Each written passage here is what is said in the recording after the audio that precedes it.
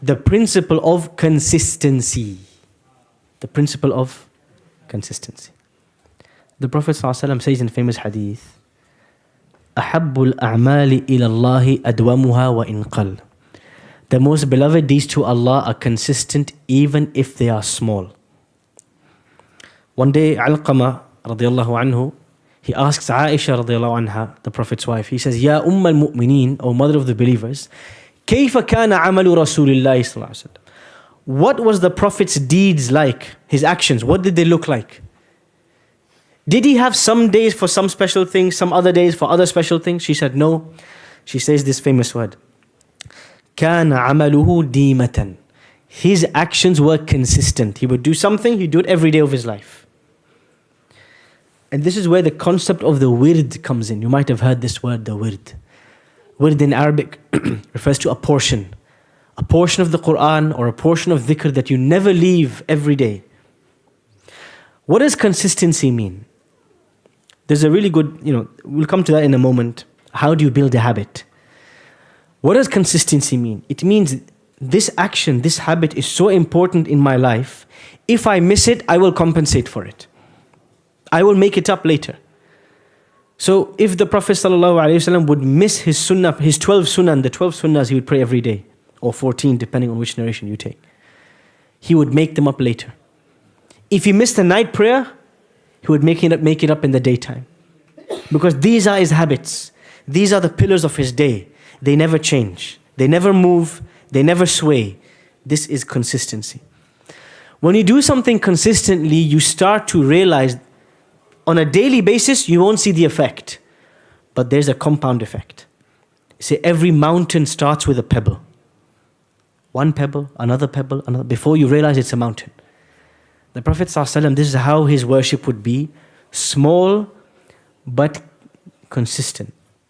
So when we want to copy, embody, emulate the Prophet ﷺ, we have to start with something small that we can do. We have to be realistic. The Prophet ﷺ says, when he's giving advice about this, he says, إِكْلِفُوا مِنَ الْأَعْمَالِ مَا تُطِيقُونَ. Take on board deeds that you are actually realistically able to do. فَلَنْ يَمَلَّ اللَّهَ حَتَّى تَمَلُّوا. Allah doesn't get bored, but you might get bored. Don't overdo it. So start with once a week. You can do once a week, make it twice. You can do twice, make it 3 times, 4 times. Hold yourself to account. But how do we build consistent habits? This is a deeper question and it applies to all aspects of life. How do you build a consistent habit? There's a book I can recommend to all of you. There's 2 books.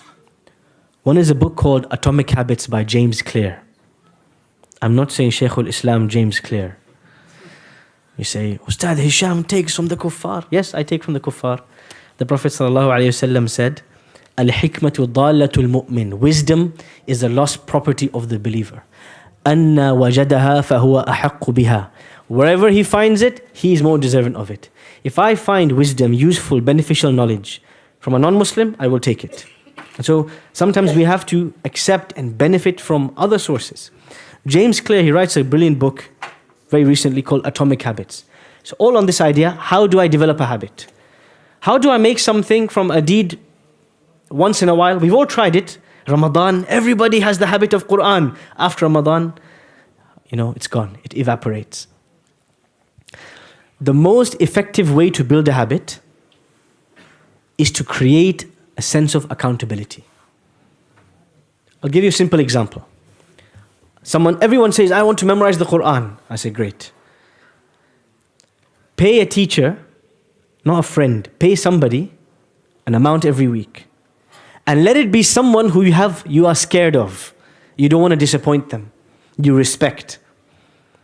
And make a fixed weekly time when you have to meet them. And give strict rules to yourself. Say, look, teacher, if I come 10 minutes late, cancel the lesson and make me still pay for it. If I miss 4 lessons in a row, never talk to me again. Tell me to get lost, finish. Creating this accountability, consequences, punishment if you miss it, weekly time, creating this whole system, this will force you to turn up every week. Even if you are the laziest person in the world, you will turn up because you're scared of the consequences. This is an example. What about the night prayer? How can I create a system for the night prayer? One of the ways to do this is the power of jama'ah. Alone, there's very little you can accomplish. But when we do things in groups, we're able to accomplish much more. You create a WhatsApp group. It's called the Qiyamul Layl crew, the A team, the Muzammil team, whatever you want. Be creative. What's the deal of this group? All of us are going to choose one night in the week to pray Qiyamul Layl, the night prayer. And if we all succeed in doing so, there is a reward, a group reward. We will each pay £20 into this pot every month, and we will get a reward for all of us. Or we'll go out for a meal, or we'll have some celebration or something. But we have one goal only. We want to be the people. When everybody's asleep, we are standing. When everybody's laughing, we are crying. That we have this depth of connection to Allah. We are the people of the night prayer. You create this group. You create this accountability. Everybody's asking the other. You make pairs. You say, look, Ahmed, at 3 a.m., you have to ring me. And if I don't wake up, there is a consequence. I have to give £100 in charity the next day. If I don't wake up, there's some consequence on me. Ahmed rings you, you will be awake like there's no business. This is the reason why, if I give you a real life example, this is the reason why many people, they will not wake up for Fajr. 1 hour later, they'll be up at 8 a.m. for work. Why? What's the difference? Allah and your boss. Why we would wake up for our boss, but we're not waking up for Allah? Because there's accountability. We don't wake up at 8 for our boss, we lose the paycheck. We lose our career, we lose our job, we're seen as unprofessional. Maybe they'll strike us off, maybe they'll give us a slap on the wrist. So scared of the consequence, everybody's up at 8 a.m. Look at the rush hour traffic at 8 a.m. Look at the rush hour traffic at Fajr time. There's no rush hour because there's no accountability in this world. Create some if you do not have the fear of Allah, the love of Allah, that engine to move you to pray at night, create a system that will force you. A friend, a partner, a teacher, a group, something that will force you to worship Allah. Whether it's reading a page a day of the Quran, whether it's praying the night prayer, creating a system where somebody else is going to hold you to account, this is what will help you succeed. And if it's learning Arabic or recitation of the Quran, or a daily dua, or adhkar, it always helps to do it in a group. It always helps to have a teacher, somebody you fear, somebody you respect. There are parts of the world in which this system has worked wonders. For example, Morocco. In Morocco, many of the masajid, every day at Fajr and Maghrib, they read one hizb of the Quran together. That's half a juz. So every day, all you need to do is turn up. You turn up, you sit down, 20 minutes you leave, you've read 10 pages of the Quran. Start at the end of your day. Of course, there's discussions between ulama, between scholars, a valid difference of opinion whether we can recite the Quran in unison or not, etc., etc. But that's beside the point. Point is, when there's a group doing something, it becomes a culture, it becomes a habit. We'll give you another example from the Horn of Africa, from Bilad al-Somal. Many people wonder, what is the secret? What is the secret behind the Somali households producing huffaz like the Asian households produce sweets and gulab jamun? What's the secret? The Somali brothers say, someone's going to tell me, there is something, a system, a daily system that keeps them revising the Quran in groups. What's it called? Subh. You heard it right. What is this system? What do you guys do? Tell us the secret. We are masakeen, we need something like this. Tell us, what's the secret? You sit in a circle.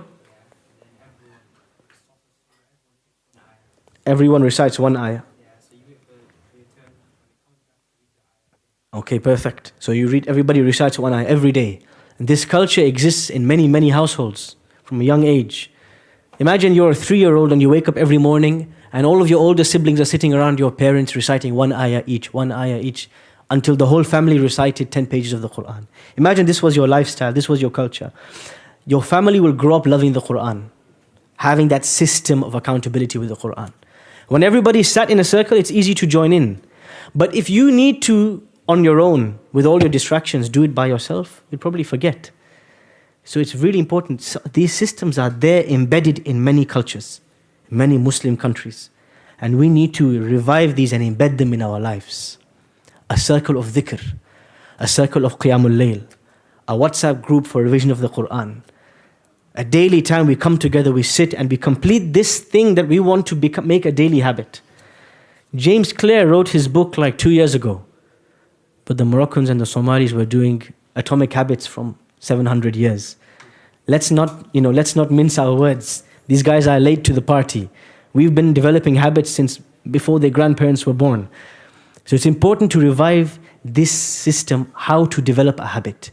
كان عمل رسول الله صلى الله عليه وسلم ديمة. The Prophet's deeds were consistent. And the way this consistency was preserved was through halaqat, through teachers, through systems that would force you to do it even on a day you don't feel like it, because everybody else is there. And so you need to turn up as well.